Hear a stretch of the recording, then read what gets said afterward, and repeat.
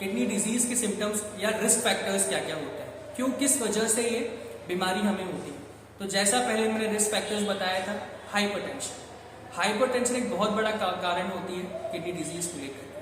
दूसरा है डायबिटीज, तीसरा है ट्रॉमा, किसी प्रकार का ट्रॉमा, रोड एक्सीडेंट या कुछ। और आजकल हमने ये बहुत देखा गया है कि एनसिड्स का यूज, ड्रग्स का यूज, उन दवाइयों का यूज जो हमारे वाइटल ऑर्गन्स को बहुत नुकसान पहुंचा रही है। किसी भी पेशेंट को बस सर दर्द हो रहा है, उसने बिना किसी कारण, बिना किसी डॉक्टर को दिखाए ये जानने की क्यों हो रहा है, हमारी आदत है हम दर्द की गोलियां ले लेते हैं। उस टाइम तक तो ठीक है, लेकिन अगर इसका रेगुलर यूज हम कर रहे हैं तो ये हमारे किडनी को नुकसान पहुंचा रहा है। साथ ही साथ में हायर एंटीबायोटिक्स, अगर हम हर छोटी छोटी चीजों में एंटीबायोटिक्स का यूज कर रहे हैं तो ये हमारी किडनी पे बहुत बुरा असर दे रहा है। हर वो ड्रग जो टॉक्सिसिटिक सब्सटेंस से भरा हुआ है वो किडनी को डैमेज करता है, क्योंकि किडनी ही तो है जो पूरे टॉक्सिक सब्सटेंस को बाहर निकालती है। और जब वो हावी हो जाता है, कोई भी टॉक्सिक हावी हो जाता है, किसी भी फॉर्म में ले लीजिए आप उसको स्मोकिंग के फॉर्म में ले सकते हैं, अल्कोहल के फॉर्म में ले सकते हैं, या ड्रग्स के फॉर्म में ले सकते हैं। ड्रग्स, मेडिकल यूज वाले ड्रग्स, ये बहुत ऐसे कारण हैं जो हमारे इंडिया में बहुत आसानी से देखा जा सकता है। क्योंकि हमारी इंडियंस की आदत होती है कि हमें दर्द हो रहा है तो हम मेडिकल पे जाते हैं और दवाई खरीद के ले आते हैं और खा लेते हैं। उसका नियंत्रण, हर बार उपयोग किडनी पे बहुत एक गहरा प्रभाव छोड़ता है और अल्टीमेटली हमें किडनी डिजीज के रूप में हमारे सामने आता है। पांचवा हमारा पॉइंट है कि हम किसी भी स्ट्रेस को अपनी बॉडी पे ना भारी होने दें। बहुत बार ये देखा गया है कि ना किसी को डालते हुए भी हमें स्ट्रेस इतना हो जाता है कि कोई ना कोई वाइटल ऑर्गन उस पर पड़ जाता है। छठवीं चीज आती है हमारा जेनेटिक्स। एक जेनेटिक्स भी एक इम्पॉर्टेंट रोल हमें अदा करता है कि अगर हमारी फैमिली में ऐसा कोई है जिसको किडनी रिलेटेड प्रॉब्लम या किडनी डिजीज है तो हो सकता है कि हमें भी उसके लक्षण आज ही तो कल पता चले। तो ये एक समझने वाली बात है। शुरुआत से अगर हम देखें तो किडनी एक बहुत ही ज़्यादा वाइटल रोल प्ले करता है हमारी बॉडी के अंदर, और इसको जानने से पहले, इसको समझने से पहले हमें इसे और ही ज़्यादा ढूंढने की ज़रूरत है और ये देखने की ज़रूरत है कि हम इस किडनी डिजीज़ के ऊपर और क्या काम कर सकते हैं। आज की मॉडर्न वर्ल्ड की बात करूँ, मॉडर्न मेडिसिन की बात करूँ, तो हम बहुत बार, हमें जब भी प्रॉब्लम होती है हमें किडनी स्टोन्स होते हैं। किडनी स्टोन्स का एक इलाज होता है कि या तो बहुत सारा पानी पीजिए, और कोई इलाज नहीं है उसका। हम एक साइरप, डॉक्टर हमें एक साइरप लिख देता है, हमें एक टैबलेट देता है जो यूरिन के फ्लो को बढ़ाती है, और इसमें अगर छोटी 2 या 4-5 mm की स्टोन्स होते हैं तो वो निकल जाते हैं। इससे बड़ा स्टोन हुआ तो डॉक्टर हमारा बोलता है इसको तो हमको ऑपरेट करके निकालना होगा, चाहे वो लेप्रोस्कोपी से करें चाहे लेजर से करें। इसके अलावा अगर हम और हमारी किडनी और डैमेज होती जाती है या और चीज़ें बढ़ जाती हैं, हम फाइनल स्टेज या 4th स्टेज में आ जाते हैं, तो डॉक्टर हमें 2 ही कारण बताता है, या तो आप डायलिसिस पे रहें, डायलिसिस या फिर किडनी ट्रांसप्लांट। और जहाँ तक देवी अहिल्या का मानना है या इलेक्ट्रोहोम्योपैथी का मानना है कि ये सिर्फ और सिर्फ एक सिम्टम को मैनेजमेंट करने का तरीका है। हमारी अंडरलाइन कॉजेज, जो तकलीफें हमें इस डायलिसिस के कारण हो रही है, सिर्फ हम उसको मैनेज कर रहे हैं डायलिसिस के फॉर्म में या अल्टीमेटली किडनी ट्रांसप्लांट के फॉर्म में।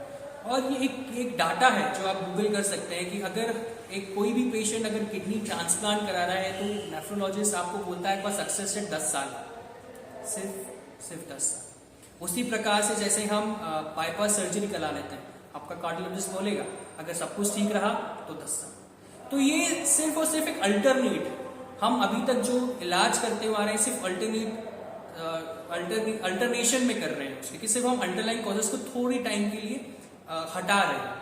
लेकिन जब हम देवी अहिल्या में बात करें कि हम यहाँ करने क्या वाले हैं, हमारा उद्देश्य क्या है, हमारा उद्देश्य है डोंट रिप्लेस रीग्रो। ये पंचलाइन, डोंट रिप्लेस रीग्रो।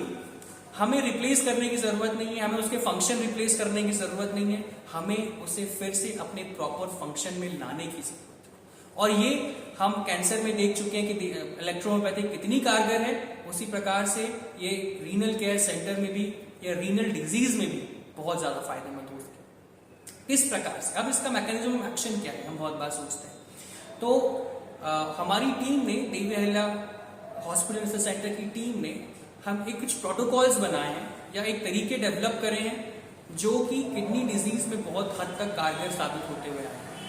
पहला है हमारी मेडिसिन। इलेक्ट्रो होम्योपैथी मेडिसिन में एनर्जी है फंक्शन को रीबूस्ट करने की, और यही तो किडनी डिजीज में होता है। हमारी किडनी डिजीज में फंक्शन ही तो डिसबैलेंस हो जाते हैं, ब्लॉकेजेस आते हैं। इलेक्ट्रो होम्योपैथी मेडिसिन उन सबको निमित्ताओं को ठीक करती है, हमारी प्रॉपर फंक्शनिंग करती है।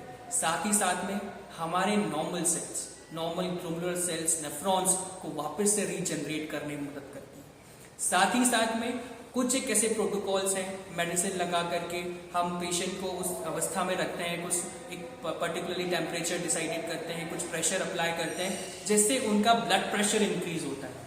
Blood pressure in the sense of blood flow, आपका फ्लो बढ़ेगा, आपका फ्लो किडनी पे जाएगा, और जैसे जैसे किडनी पे फ्लो जाते जाएगा वो अपना फंक्शन नॉर्मलाइज होते हुए चालू करते हैं। अभी तक हम क्या करते हैं, हम किडनी को आलसी बना देते हैं। पहले तो वो कमजोर है, हमने डायलिसिस पे लाके उसको और कमजोर बना दिया। तो अगर किडनी एक किक स्टार्ट भी चाहिए, हम बहुत बार देखते हैं कि अगर किसी, आपने पिक्चरों में या फिल्म्स में देखा होगा कि अगर पेशेंट डेड हो जाता है तो डॉक्टर एक इलेक्ट्रिक मशीन रहती है जिसपे वो हार्ट को किक स्टार्ट करता है, 3 बार किक स्टार्ट करेगा और किस्मत से वो हो भी जाता है। उसी प्रकार से अगर हम किडनी पर भी किक स्टार्ट दें, in the form of medicine, in the form of atmosphere, in the form of techniques that can regenerate the function of kidney, तो ये बहुत हद तक हमारी डिजीज को भगाने में बहुत मदद कर सकती है, हमारी डिजीज को convert in the healthy kidney बहुत मदद कर सकती है। तो हम ये जब देखते हैं कि आने वाले, अगर हमारे पास पेशेंट फर्स्ट, सेकेंड या थर्ड या फोर्थ स्टेज में भी पेशेंट आता है, तो हम विद इन अ वीक और 15 डेज उसका डायलिसिस खत्म कर देते हैं या डायलिसिस बंद हो जाता है या किडनी नॉर्मल फंक्शन में आ जाती है। लेकिन ऐसे पेशेंट जिनको बोला है कि हम फिफ्थ स्टेज में अब आपको बस ट्रांसप्लांट ही करना और कुछ नहीं करा जा सकता, तो वैसे पेशेंट में थोड़ा समय और लगता है। इसी के साथ में बात करूं कि अगर हम अभी तक सोचते हैं कि डायलिसिस करा तो ना है, प्रॉब्लम क्या है, डायलिसिस एक बहुत मेजर कॉज प्रॉब्लम करती है, क्योंकि ये एक तरीके से सिर्फ और सिर्फ डायलिसिस क्या कर रही है, किडनी का फंक्शन कर रही है। वो किडनी नहीं है, नॉर्मल किडनी होती है, ओरिजिनल किडनी, वो सिर्फ पानी को, टॉक्सिक सब्सटेंस को बाहर कर रही है। साथ ही साथ में आपके हार्ट को कमजोर कर रही है, आपके लिवर को कमजोर कर रही है, आपकी बॉडी को कमजोर कर रही है। ये डायलिसिस का सबसे बड़ा साइड इफेक्ट है, शायद कोई नहीं बताता। ये ऐसे साइड इफेक्ट्स हैं जो धीरे धीरे हमारे लिए स्लो पॉइजन का काम करते हैं। तो जितनी जल्दी हो सके हमको इससे कवर अप करने की जरूरत है। और मदर नेचर बोलती है कि every human being, every nature has a ability to regrow. अगर कहीं पर भी हार्म हुआ है तो फिर से वो बॉडी रीग्रो कर सकती है। और हम भी नेचर में ही आते हैं, हम अलग नहीं। इलेक्ट्रो होम्योपैथी मेडिसिन भी नेचर से मिली हुई है, बस उसके बनाने का तरीका, उस एनर्जी का तरीका की बात अलग हम कर सकते हैं।